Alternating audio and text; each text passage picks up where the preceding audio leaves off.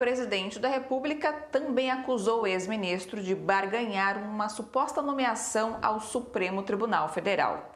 Dia em que a população bateu panelas e gritou contra os dois. As notícias de interesse do trabalhador, dos movimentos sociais e pela democracia estão aqui no seu jornal. Negociações trabalhistas em tempos de pandemia do novo coronavírus demonstra a importância dos sindicatos. Cooperativa de Costureiras da Periferia de Porto Alegre distribui cestas básicas para mães de família que seguem aguardando o auxílio emergencial prometido pelo governo federal. Ministro da Justiça Sérgio Moro se demite e revela crimes de responsabilidade cometidos por Jair Bolsonaro. A saída do ex-ministro da Justiça Sérgio Moro repercutiu negativamente contra o governo Bolsonaro.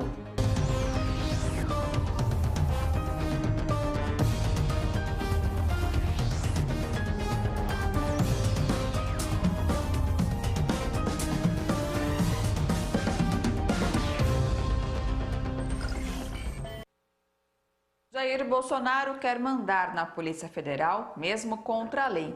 Está preocupado com inquéritos no Supremo Tribunal Federal e o governo mente ao informar que o diretor-geral da Polícia Federal pediu demissão.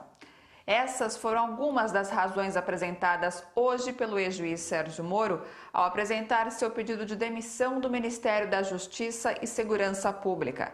As imagens foram cedidas pela Rede TV. Vamos acompanhar daqui a pouco mais da saída de Sérgio Moro do governo Bolsonaro.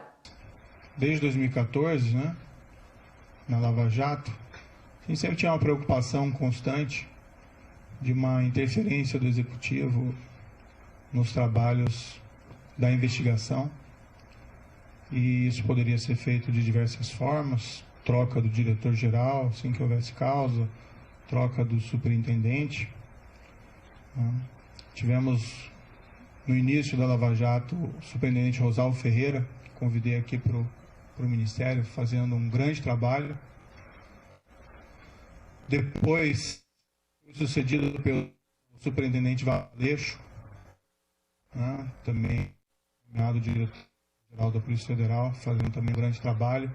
Houve essa substituição na época foi pela aposentadoria do Dr. Rosalvo. E, enfim, foi garantida a autonomia da Polícia Federal durante esses trabalhos lá de investigação. É certo que o governo da época tinha inúmeros defeitos, aqueles crimes gigantescos de corrupção que aconteceram naquela época, mas foi fundamental a manutenção da autonomia da PF para que fosse possível realizar esse trabalho, seja de bom grado ou seja pela pressão da sociedade. Essa autonomia foi mantida, isso permitiu que os resultados fossem alcançados. Num domingo qualquer, durante aquelas investigações, lembro que foi o então superintendente, Maurício Valeixo, que recebeu uma ordem de soltura ilegal do presidente Luiz Inácio Lula da Silva, então condenado por corrupção, preso. Essa ordem emitida por um juiz incompetente, depois isso foi reconhecido nas demais instâncias. Foi graças à autonomia dele e ao sentimento da necessidade de cumprimento do dever que ele comunicou às autoridades judiciárias e foi possível rever essa ordem de prisão ilegal antes que ela fosse executada. Fui convidado a ser ministro da Justiça e da Segurança Pública. O que foi conversado com o presidente, 1º de novembro, foi que nós teríamos um compromisso com o combate à corrupção, crime organizado e a criminalidade violenta. Inclusive foi me prometido na ocasião carta branca para nomear todos os assessores, inclusive desses órgãos, policiais, como a Polícia Rodoviária Federal e a própria Polícia Federal. Foi divulgado equivocadamente por algumas pessoas que eu teria estabelecido como condição para assumir o Ministério da Justiça uma nomeação ao Supremo Tribunal Federal. Nunca houve essa condição, até porque seria algo de aceitar um cargo de ministro da Justiça pensando em outro. Isso não é da minha natureza. Eu realmente assumi esse cargo, fui criticado, entendo essas críticas, mas a ideia era realmente buscar, num nível de formulador de políticas públicas aqui numa alta posição do Executivo, de aprofundar o combate à corrupção e levar, né, esse maior efetividade em relação também à criminalidade violenta e ao crime organizado. Tem uma única condição que eu coloquei, não ia revelar, mas agora isso acho que não faz mais sentido manter o segredo. Isso pode ser confirmado tanto pelo presidente como general Heleno. Eu disse que, como eu estava abandonando 22 anos da magistratura, contribuí 22 anos para a Previdência e perdia, né, saindo da magistratura, essa Previdência. Pedi apenas, já que nós íamos ser firmes contra a criminalidade, especialmente a criminalidade organizada, que é muito poderosa, que se algo me acontecesse, né, pedi que a minha família não ficasse desamparada sem uma pensão. Foi a única condição que eu coloquei para assumir essa posição específica no Ministério da Justiça. Agora foi a vez dos trabalhadores na Mercedes e na Volks aprovarem as propostas negociadas pelo Sindicato dos Metalúrgicos do ABC com as montadoras para atravessar esse período de pandemia de Covid-19. A reportagem é de Daiane Ponte. Os trabalhadores são peça-chave para a recuperação econômica pós-pandemia de Covid-19. Mas, no sentido contrário, o Brasil tem criado medidas provisórias que retiram direitos trabalhistas. Remando contra a maré, os sindicatos têm garantido bons acordos coletivos, como o Sindicato dos Metalúrgicos do ABC. Nós já fizemos, Daiane, por votação virtual, né, 25 acordos. Acordos que envolvem a suspensão do contrato ou redução da jornada em 25%, 30%, como foi o caso da Volks. E o acordo na Volkswagen foi para as 4 plantas no Brasil, né? São aí aproximadamente 25 mil trabalhadores, em que foi garantido 100% do salário líquido, ou seja, não há perda. O salário líquido é o salário contratado menos o imposto de renda e o INSS. E é este acordo que nós conseguimos garantir para todos os trabalhadores, independente de faixa. Nós temos acordos muito bons na Mercedes, que se aproximam também desta condição, na Toyota, na mesma condição. 2 milhões de trabalhadores tiveram o contrato de trabalho suspenso por até 2 meses. Já os que continuam trabalhando viram a jornada e os salários diminuírem devido à medida provisória 936, editada pelo governo Bolsonaro. O cenário é preocupante, né? Coloca em risco os trabalhadores, né? Seja pela ameaça do desemprego, seja pela redução da remuneração dos trabalhadores. Então, nesse momento, é fundamental que o trabalhador, sempre que procurado pela empresa para fechar um acordo individual desse tipo, né, que suspende o contrato de trabalho ou reduz a jornada com redução de salário, ele procure o seu sindicato. O sindicato, através de uma negociação coletiva, tem condições de fazer essa negociação de forma mais equilibrada. E aí garantir que o que está disposto na medida provisória 936 seja melhorado. Apesar dos ataques que os sindicatos sofreram desde o início do governo Bolsonaro, agora, neste momento de pandemia, eles vêm ganhando protagonismo na luta pela proteção dos direitos trabalhistas. Nós chegamos a ter aqui quase 50 mil trabalhadores na nossa categoria, que é uma categoria com 67 mil, portanto, quase que a totalidade da categoria paralisada as atividades durante todo o mês de abril ou a partir da última semana de março. Eu acho que isso é extremamente importante para a nossa região, porque puxou também o debate sobre a necessidade do isolamento social na nossa região. Foi importante a participação dos sindicatos do Grande ABC no sentido de convencer as empresas e ajudar o debate na sociedade de que o isolamento é a medida ainda mais eficaz na contenção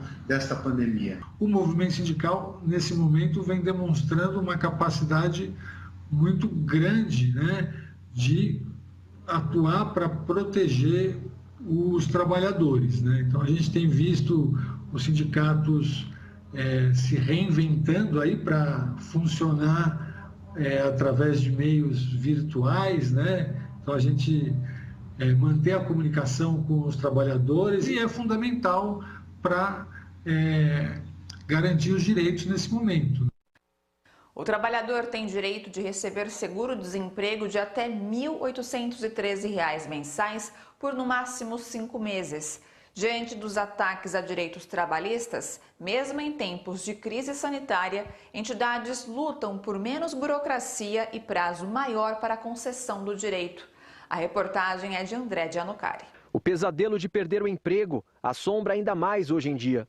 No Brasil, a Organização Internacional do Trabalho calcula que a fila do desemprego poderá ganhar 1.700.000 trabalhadores. E é nesta hora de incertezas que o seguro-desemprego vira um grande aliado. Nós não temos dúvida que aumentou muito aí o seguro-desemprego, porque a gente vê pelas notícias, a empresa tal demitiu, setor do comércio demitindo, setor de serviços demitindo, então é uma coisa extremamente preocupante para nós, que além das medidas de proteção ao emprego, nós temos também a questão do seguro-desemprego e das pessoas que estão ficando desempregadas nesse processo que temos aí da pandemia. O governo quer reduzir carga horária e salários com o restante da remuneração vindo do seguro-desemprego. O Diese vê a proposta com bons olhos, mas com ressalvas. É uma medida importante, uma medida que o Congresso deveria, e esperamos que incorpore na medida provisória ao transformá-la em lei, que é a garantia de um seguro de desemprego de emergência, onde todo trabalhador demitido tem acesso a um seguro-desemprego desde o momento da demissão por um período de 5 a 8 meses. Tramita na Câmara Federal um projeto de lei que aumenta o amparo do seguro-desemprego. O texto prevê, por exemplo, o fim de um tempo mínimo de contratação para receber o benefício. A deputada estadual pelo PT do Rio Grande do Norte, Natália Bonavides, é autora da proposta. O que o projeto faz? São duas coisas. A primeira é tirar esse requisito do tempo mínimo de vínculo, ou seja, é garantir que tenha direito ao seguro-desemprego trabalhadores que estivessem empregados há, por exemplo, 3 meses, há 4 meses, ou seja, há pouco tempo, né, que não tivesse aí a necessidade de, durante 1 ano e meio, ter trabalhado com vínculo ao menos 12 meses. Né? Essa é a primeira mudança que o projeto traz, a dispensa do tempo mínimo do vínculo empregatício para ter direito ao seguro-desemprego. E a outra mudança é sobre a duração, né? Sobre por quanto tempo vai ser devido o seguro-desemprego, qual seria o número de parcelas a que esses trabalhadores teriam direito. E a mudança vem no sentido de incluir todo o período da pandemia, nesse período de calamidade por causa da pandemia da Covid-19, incluir como tempo em que o trabalhador teria direito ao seguro-desemprego. A decretação de calamidade e emergência em vários estados possibilita a flexibilização de exigências para assinatura de contratos com o Poder Executivo. Mas, sob a justificativa de combate à pandemia, gestores públicos têm realizado contratações questionáveis. No Rio de Janeiro, a repórter Viviane Nascimento mostra que algumas dessas operações estão sendo denunciadas e investigadas. Uma série de reportagens publicadas em blog de jornalismo independente apontou possíveis irregularidades dos contratos da Secretaria Estadual de Saúde do Rio no período da pandemia. Tem esse trabalho de acompanhamento de governo do Estado, basicamente governo do Estado e Prefeitura do Rio, né? Faço um pouco legislativo também. E por tudo que já se desenhava em termos de ligação política do governo Witzel, eu sabia que era muito provável que a gente tivesse problemas, ou enfim, indícios de problemas nesse período atual, né? Já que ia se mexer com muito mais dinheiro do que se vinha mexendo habitualmente, até porque o Estado vem num regime de recuperação fiscal. A primeira matéria jogou luz sobre o recém-contratado subsecretário executivo da pasta, responsável pela gestão dos recursos. Ele é acusado de fraude enquanto ainda atuava como advogado. Gabriel Neves foi responsável pela assinatura dos contratos suspeitos e acabou exonerado. Somente com as reportagens que eu publiquei, já tem 2 inquéritos no Ministério Público aqui do Estado do Rio. E além disso também tem procedimentos na Procuradoria-Geral do Estado, enfim, gerou uma série de investigações que mostram que realmente existe muita coisa aí a ser apurada em torno dos gastos feitos nesse período pelo Gabriel Neves. Órgãos de fiscalização como o Ministério Público do Estado e o Tribunal de Contas passaram a cobrar esclarecimentos, apontando falta de transparência e possíveis irregularidades. Uma força-tarefa entre os órgãos foi criada para otimizar as investigações. Há suspeitas de compras superfaturadas de antibióticos, soro, material de limpeza, respiradores adquiridos pelo dobro do preço, contratação de empresas ficha suja para a gestão de hospitais, documentos colocados sob sigilo. Quase tudo que foi anunciado pelo governo do Estado como esforço de contenção da pandemia está sob suspeita. Mesmo processos de dispensa de licitação, você faz ali uma mínima pesquisa de preços, né? Em geral, você consulta pelo menos 3 fornecedores para você ter uma ideia do que estava acontecendo no mercado. Então, assim, chegou-se a um ponto da carta branca, você citou até a questão do sabonete, né? Que mesmo assim, itens básicos, né, como, enfim, sabonete, papel higiênico, passaram a não ter sequer uma pesquisa de preço. O jornalista afirma que é importante que imprensa e sociedade civil cobrem mais transparência dos gestores públicos neste momento. A gente tem que ficar muito em cima mesmo. Na medida do possível, eu vou inclusive expandir esse trabalho, como eu vim agora fazendo. Já fui olhar os contratos da Prefeitura do Rio, já vi também indícios de problemas, assim, vou procurar olhar também as prefeituras da Baixada Fluminense, porque a gente sabe também que enfim, já tem um histórico complicado. Então, assim, no que eu puder fazer para olhar com lupa todos esses gastos, e ainda mais nesse momento, é super importante. Assim, a sociedade está em cima, a imprensa está em cima, porque senão vai haver um descontrole. Assim. Boa parte da população que vive nas periferias do país não conseguem manter o distanciamento social imposto pela pandemia de coronavírus, seja pelas más condições de moradia, seja pela falta de uma renda garantida. E esse tem sido o foco de solidariedade de movimentos populares do campo e da cidade. Confira na reportagem de José Eduardo Bernardes, do Brasil de Fato. Os movimentos populares se tornaram os principais atores da solidariedade no Brasil em meio à pandemia de coronavírus. São eles os responsáveis por fornecer alimentos e produtos de higiene às comunidades mais carentes das cidades brasileiras, enquanto poderes municipais, estaduais e principalmente o governo federal patinam em rendas emergenciais que até o momento não alcançaram os mais necessitados. Existem medidas que são individuais, que é importante todo mundo fazer, entre elas a solidariedade, que é uma medida fundamental.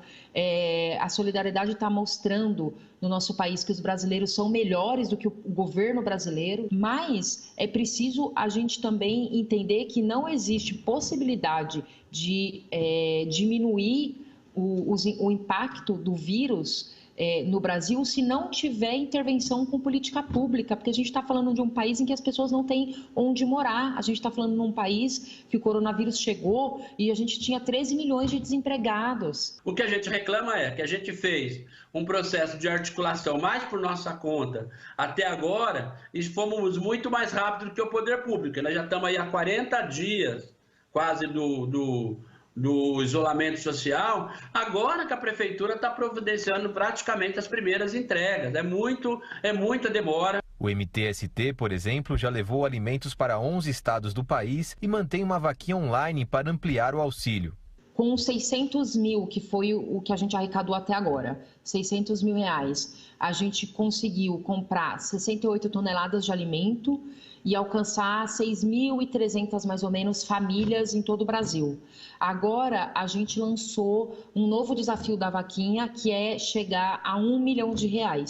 E a ideia é que a gente consiga, com R$1 milhão, alcançar 16.300 famílias pelo Brasil, com 180 toneladas de alimento. As articulações realizadas pela Central dos Movimentos Populares, a CMP, pressionaram a Prefeitura de São Paulo a assumir o compromisso de instaurar um programa de entrega de cestas básicas. Então, a gente mapeou, num primeiro momento, mais de 50 comunidades em todos os favelas, ocupações, em todas as regiões da cidade, Esse processo de articulação e negociação ele foi evoluindo para o programa Cidade Solidária, e no programa Cidade Solidária, então, nós encaminhamos uma lista de 320 pontos de distribuição de todos esses movimentos, atingindo aí, que nós estamos chamando cerca de 100 mil famílias, mas é um compromisso de nessa sexta e sábado, próximo agora, amanhã e depois, a Prefeitura começar agora sim, já não mais a partir dessa rede, mas a partir dessa articulação do programa Cidade Solidária da Prefeitura, a entrega de cestas básicas, das primeiras cestas básicas nesses locais, Daqui a pouco, o seu jornal traz novos trechos da entrevista coletiva do ex-ministro da Justiça, Sérgio Moro, que fez acusações graves contra o atual presidente da República.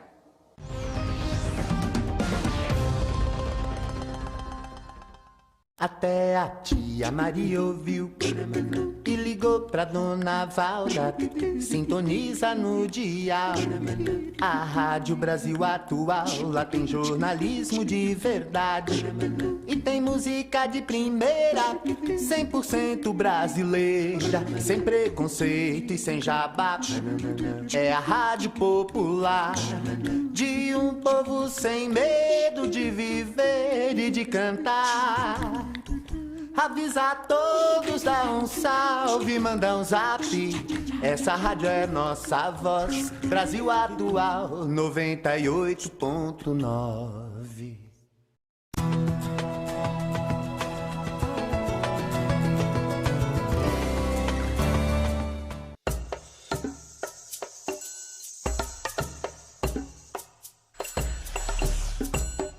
Todo sábado você acompanha aqui na TVT o showlivre.com.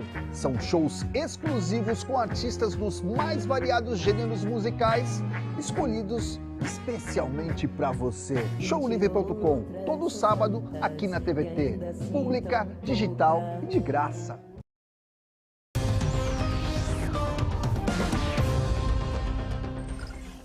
Cooperativa de Mulheres da Periferia de Porto Alegre toma iniciativa para distribuir cestas básicas para famílias carentes da comunidade. Confira na reportagem de Guilherme Oliveira. Na semana em que o Senado elevou o auxílio emergencial a R$ 1.200 para mães adolescentes e pais solteiros, chefes de família que já tinham direito pela proposta do governo não conseguem receber o benefício. A senhora trabalha com o quê? Com sorvete, picolé, na rua, na Redenção, nos colégios, quando tinha. É brabo. Dá vontade até de chorar mesmo. Tem quase a gente não tinha nem o que comer. Olha, eu trabalhava no Zafra, agora não estou trabalhando mais. Eles me botaram para rua e agora não estou desempregado. E tenho mais minha filha que está grávida também, e agora também quer ajudar com a amamentação.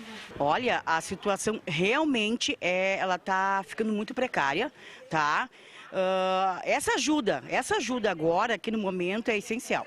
Entendeu? Mesmo as pessoas, eu acho que têm condições, que trabalham fora, que têm sua renda, vou falar por mim, eu trabalho fora, tenho carteira assinada, mas vai fazer um mês que eu estou parada dentro de casa. Um mês, entendeu? Esperando o dinheiro da minha firma, tipo o governo, aquele ajuda que tem. Porque a ajuda do governo é muito demorada. Eu acho que a grande maioria está em análise e não sai nunca. Então, melhor ter a gente consegue contar com a cesta, nem a gente recebeu agora, porque se fosse depender da ajuda do governo, a gente fica sem. É muito importante, porque eu realmente estava precisando. Eu crio 2 netos, né, do filho mais velho que eu perdi. Tenho 2 filhos menores e realmente eu estava precisando dessa cesta. Foi muito gratificante para mim. Como quem tem fome tem pressa, as costureiras do bairro Sarandi, na zona norte da capital gaúcha, se organizaram para distribuir cestas básicas com alimentos da agricultura familiar.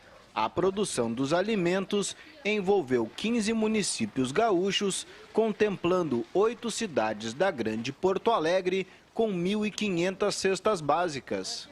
Então isso é bastante importante, porque as creches estão paradas no momento, então as crianças estão em casa, não tem a alimentação da escola, não tem. Então isso está sendo de bastante ajuda para essas famílias que estão sozinhas e muitas vezes são mães que criam seus filhos sozinhos e também estão sendo beneficiadas. Então, para nós da Unisol, né, a gente se sente muito realizado em poder estar fazendo esta ação, né, porque ao mesmo tempo que ela beneficia as pessoas mais carentes, as pessoas que precisam desse alimento, ela também beneficia os agricultores e os empreendimentos de economia solidária. Eu espero que este momento, de tudo que ele tem de ruim, o que de bom fique essa lição, assim, tá na hora de nós mudar de comportamento, mudar de postura e construir, de fato, um mundo que tenha um alimento mais saudável, que se valorize os trabalhadores, que são os que geram a riqueza nesse país e que eles sempre são colocados em último lugar. Para que todos possam ficar em casa, alguns trabalhadores continuam ativos nos chamados trabalhos essenciais. Alguns desses profissionais, porém, afirmam que estão com medo de contaminação, pois não possuem condições necessárias para proteger sua saúde. A reportagem é de Vanessa Nicolai, do Brasil de Fato.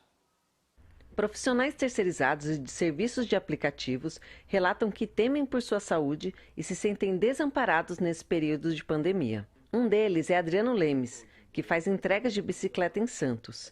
Ele afirma que entra em contato com grande quantidade de pessoas diariamente e que todo custo e cuidado com sua saúde e não contaminação dos produtos fica por sua conta. O aplicativo agora começou a dar instrução de como se proteger. Lá tem umas mensagens para você clicar e ver como é que funciona. Dizem que alguns postos estão disponibilizando produtos, até agora eu não vi pessoalmente em nenhum lugar, nem gente que conseguiu acessar. Estou acompanhando as coisas e comprando com meu dinheiro mesmo. Rodrigo também é entregador. Ele afirma que a precariedade do trabalho e os riscos que corre diariamente se agravam ainda mais nesse contexto de pandemia. Eu avalio que a gente está numa condição de vulnerabilidade, né? E aí fica nessa, né? Se quebrar uma bicicleta ou for assaltado, né? O prejuízo é meu, né? E a gente sabe que também com essa questão agora, com o aumento de pessoas indo para o hospital, se a gente sofrer um acidente, alguma coisa, né? Por mais que seja atropelado, não tem nada a ver com a Covid, enfim, a gente sabe que não vai ter esse acesso, né? Até porque não tem um plano de saúde, né? Recentemente, entregadores de aplicativos realizaram manifestações em São Paulo para denunciar a falta de apoio e a diminuição dos valores das entregas. Além deles, operadores de telemarketing também protestaram em diferentes cidades do Brasil. Uma funcionária da empresa Atento, que preferiu não se identificar, contou que apenas álcool em gel está sendo disponibilizado e que a limpeza dos equipamentos fica por conta de cada um. Ela também relata que houve casos de coronavírus na empresa, mas que não houve notificação oficial.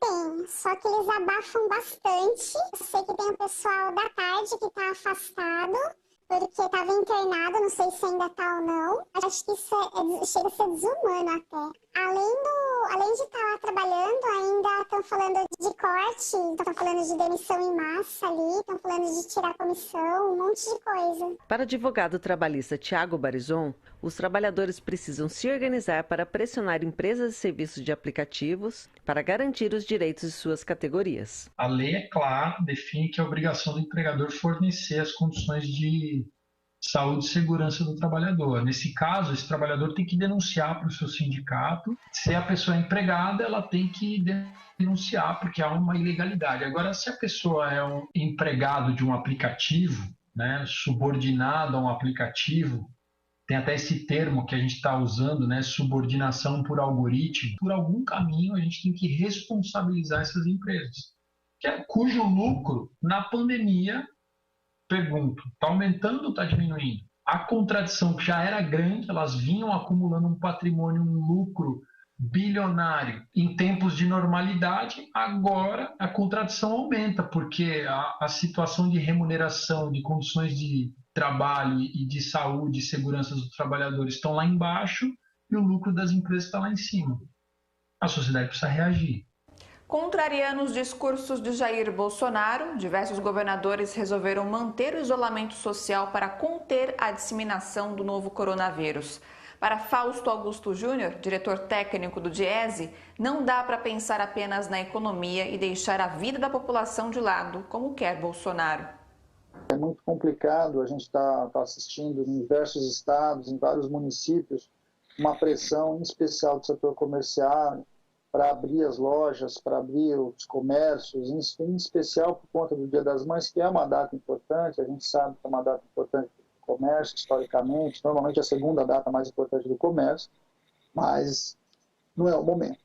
O momento é que a gente fique em casa, o momento é que a gente diminua a transmissão do vírus. Eu não tenho a menor dúvida que o melhor presente qualquer um de nós podemos dar para as nossas mães, é proteger ela, dar o máximo que puder dessa pandemia, dessa doença. Há uma visão equivocada quando se discute abertura econômica, abertura dos comércios, como se tudo isso fosse resolver os nossos problemas. Então, na verdade, pode ser até o contrário, né? Ele pode aumentar muito os nossos problemas. As pessoas simplesmente não vão sair às ruas porque abriu o comércio. Além disso, as tomadas de decisões econômicas, elas não são tomadas de decisão simplesmente pelo impulso, porque a gente acha que a loja está aberta, eu vou comprar. Não adianta você abrir as concessionárias hoje achando que vai sair vendendo carro. Quem vai comprar carro de verdade no momento desse, né? Quem tem uma poupança tem que guardar essa poupança, porque não sabe o que vai acontecer amanhã. Quem vai pegar um financiamento de longo prazo, sabendo que amanhã não sabe nem se está empregado. Quer dizer, não dá para separar a economia do momento que a gente está vivendo. Isso não é uma decisão puramente política. Na verdade, a decisão política nesse momento é preservar a vida. O Estado de São Paulo tem feito algumas opções importantes, tem colocado ali a questão da medicina e a orientação muito da ciência acima dessa disputa, e eu espero que continue assim. Eu espero com muita sinceridade que prefeitos, governadores não cedam a pressões simplesmente imaginando que o problema é um problema econômico, quando na verdade o problema é muito maior. O econômico é parte de um problema que passa pela pandemia, que vai alterar a sociedade, que altera a economia e que altera a vida de qualquer pessoa, né? Inclusive a própria política. O governo federal tem uma visão absolutamente equivocada do ponto de vista do enfrentamento da pandemia. Além de equivocada, contraditória, a gente está vendo aí as confusões que estão vendo agora dentro do Congresso, dentro do governo federal. Uma hora sai o ministro da Saúde, agora sai o ministro da Justiça. Quer dizer, nós estamos vendo o quanto que isso está interferindo, né? Porque cada movimento desse, a gente vê o que acontece com o dólar, o que acontece com a Bolsa e o que acontece com a vida comum das pessoas.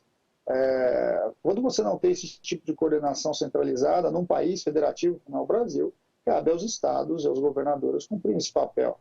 Alguns mecanismos que estão sendo usados são muito importantes, então quando o Nordeste resolve se organizar a partir de um consórcio, a partir de um olhar maior sobre aquele conjunto de estados, é fundamental, porque o vírus não tem fronteira, não faz diferença se você está na Bahia, se está em Sergipe, se está em Pernambuco, o vírus transita entre um estado por outro, e é fundamental que as políticas sejam desenhadas conjuntamente. E eu acho que isso tem nos mostrado o quanto que é importante esse tipo de articulação, como o Nordeste tem conseguido mitigar muitas dessas perdas e que a gente espera que continue. Até porque a gente sabe também que o Nordeste é uma região muito carente. A gente sabe que quando a doença chega lá, a forma como ela chega lá, ela tende a ser, inclusive, muito mais agressiva do que em determinados outros lugares. A gente tem déficits de médicos, a gente tem déficits de equipamentos de saúde, e quanto mais a gente for entrando para o interiorzão desse país, mais complicado fica o acesso à saúde. E essa doença está mostrando que o não acesso à saúde leva a complicações muito graves e muita chance de morte, né? Acho que isso é uma coisa que nós temos que olhar com bastante atenção. Então, acho que esse movimento que os estados têm feito, ele é fundamental, e a gente espera que os estados sejam mais conscientes. Alguns estão chamando para reabertura, estão entrando nessa onda de separar vida e economia. A vida e a economia andam juntas, isso não faz o menor sentido a gente separar isso. Se a gente conseguir superar essa crise conjuntamente, com a menor perda possível, a economia vai se recuperando junto com ela. Não é uma coisa separada da outra. O problema vai ser o oposto disso. Se ao contrário, a gente simplesmente achar que pode abrir tudo, que pode ampliar o número de mortes, o que a gente pode ter é algo muito mais complexo, muito mais perigoso, muito mais difícil de ser superado, porque você vai colocando em risco, inclusive, as atividades essenciais. Em determinado trecho de sua fala, Sérgio Moro reproduz um diálogo que diz ter tido ontem com Jair Bolsonaro. Segundo o agora ex-ministro, Bolsonaro lhe disse com todas as palavras que está fazendo, sim, uma interferência política na Polícia Federal. E daqui a pouco, mais revelações de Sérgio Moro. O presidente, no entanto, passou a insistir também na troca do diretor-geral. O que eu sempre disse ao presidente? Presidente, eu não tenho nenhum problema em trocar o diretor-geral da Polícia Federal, mas eu preciso de uma causa. E uma causa normalmente relacionada a uma insuficiência de desempenho, um erro grave. No entanto, o que eu vi, durante todo esse período, e até pelo histórico do próprio diretor-geral, que é um trabalho bem feito. Várias dessas operações importantes, combate ao crime organizado, operações também de combate à corrupção que foram relevantes, poderiam ter até mais operações, mas normalmente essas operações elas maturam durante algum tempo. E ano passado, em particular, nós ficamos aí 4 meses sem poder movimentar inquéritos envolvendo lavagem de dinheiro, por uma decisão judicial. Isso também prejudicou um pouco os trabalhos. Mas o trabalho vinha sendo feito e até a queda dessas estatísticas criminais é um indicador relevante. O grande problema de realizar essa troca, primeiro, haveria uma violação de uma promessa que me foi feita inicialmente, que eu teria carta branca. Em segundo lugar, não haveria uma causa para essa substituição. E estaria claro que estaria havendo ali uma interferência política na Polícia Federal, o que gera um abalo na credibilidade. Não minha, mas minha também, mas também do governo, desse compromisso maior que nós temos que ter com a lei, com o rule of law, e tem impacto também, na minha opinião, na própria efetividade da Polícia Federal. Ontem, eu conversei com o presidente, houve essa insistência do presidente, falei ao presidente que seria uma interferência política, ele disse que seria mesmo. O seu jornal faz um rápido intervalo e na volta nós vamos mostrar outros trechos da coletiva dada hoje pelo ex-ministro da Justiça, Sérgio Moro, que ao desembarcar do governo fez acusações graves contra o atual presidente da República.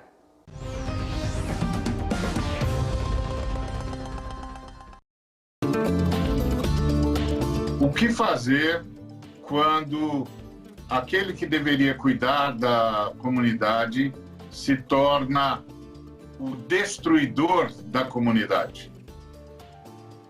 Vamos conversar sobre isso no programa Daqui para Frente, sábado, às 11 horas.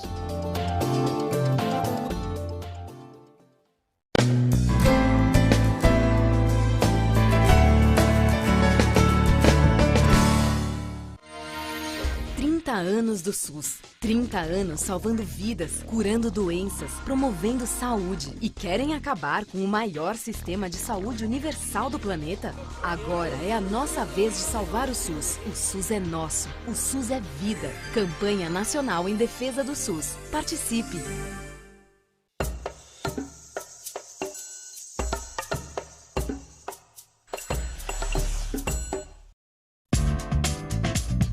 O avanço da pandemia de coronavírus no Brasil e no mundo. Todos os dias às 13 horas da tarde, ao vivo, na TVT e na Rádio Brasil Atual. Eu te espero.